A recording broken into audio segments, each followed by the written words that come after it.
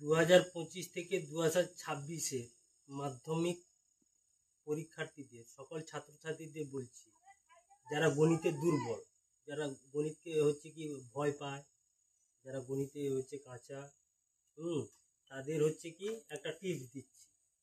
তারা 60 থেকে 70 নাম্বার অনায়াসে পেতে পারবে। কি করতে হবে, তার করণীয় কাজগুলো কি কি? গণিত বইয়ের শেষের অধ্যায় রাশিবিজ্ঞান, সেই রাশিবিজ্ঞানের এই 3টা অধ্যায় করতে হবে। গড়, মধ্যমা, সংখ্যা গুরুমান, এগুলো খুব সহজ। এখান থেকে তারা হচ্ছে পেয়ে যাবে 4 গুণিতক 2, 8 নাম্বার। রাশিবিজ্ঞানটা করলো, তারপর কি উপপাদ্য চলে আসবে, উপপাদ্য থেকে 5 নাম্বার পাবে।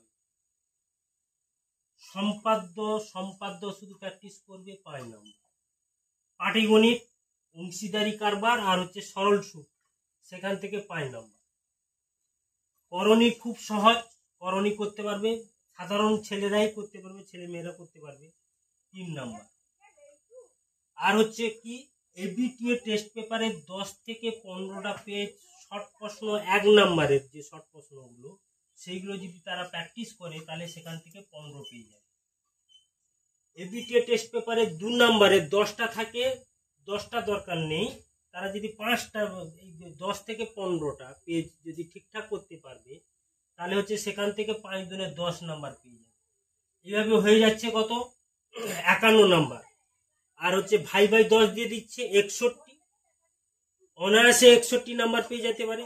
আরো যদি কোনো কিছু একটু নাম্বার হচ্ছে ক্যারি করতে হবে, তাহলে হচ্ছে কি তাকে কি করতে হবে না, হচ্ছে